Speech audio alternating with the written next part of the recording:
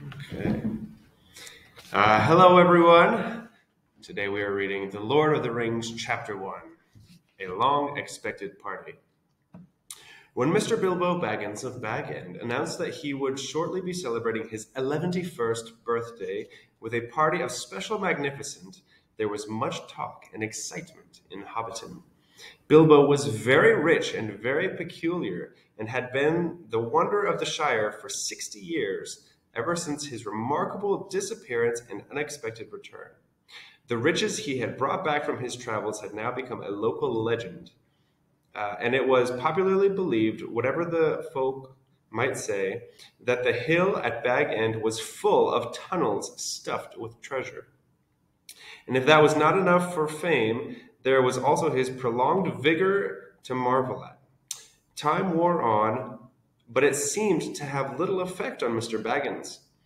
At 90, he was much the same as at 50. At 99, they began to call him well preserved, but unchanged would have been a nearer the mark.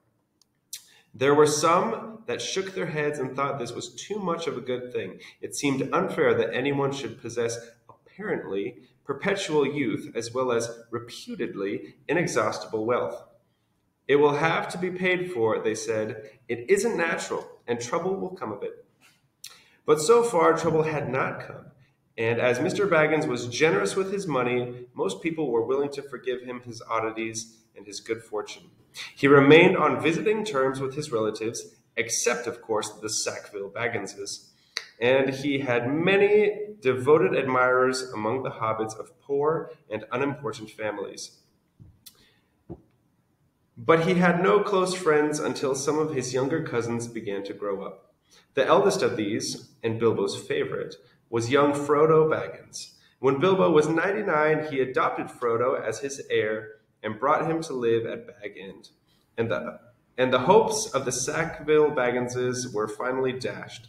Bilbo and Frodo happened to have the same birthday, September 22nd.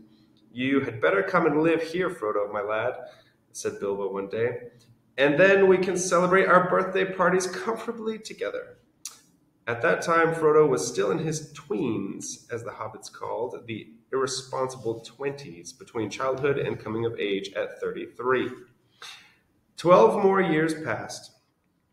Each year, the Bagginses had given very lively combined birthday parties at Bag End, but now it was understood that something quite exceptional was being planned for the autumn. Bilbo was going to be 111,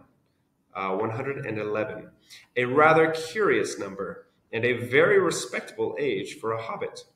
The old Took himself had only reached 130, and Frodo was going to be 33, an important number.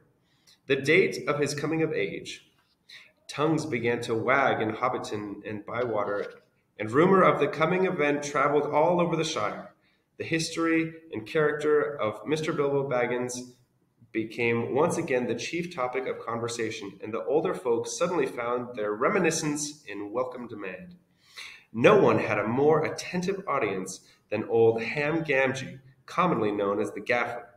He held forth at the Ivy Bush, a small inn on the Bywater Road, and he spoke with some authority, for he had tended the garden of Bag End for 40 years, and had helped the old Holman in the same shop before that. Now that he was himself growing old and stiff in the joints, the job was mainly carried on by his youngest son, Sam Gamgee. Both father and son were on very friendly terms with Bilbo and Frodo. They lived on the hill itself, in number 3 Bagshot Row, just below Bag End. A very nice, well-spoken, gentle hobbit is Mr. Bilbo, as I have always said, the Gaffer declared, with perfect truth, for Bilbo was very polite to him, calling him Master Hamfast, and consulting him constantly upon the growing of vegetables. In the matter of roots, especially potatoes, the Gaffer was recognized as the leading authority by all in the neighborhood, including himself. But what about this Frodo that lives with him? Asked Old Noakes of Bywater. Baggins is his name, but he's more than half a brandy buck. They say it beats me why any Baggins of Hobbiton should go looking for a wife away there in Buckland. Thanks, everyone. Bye!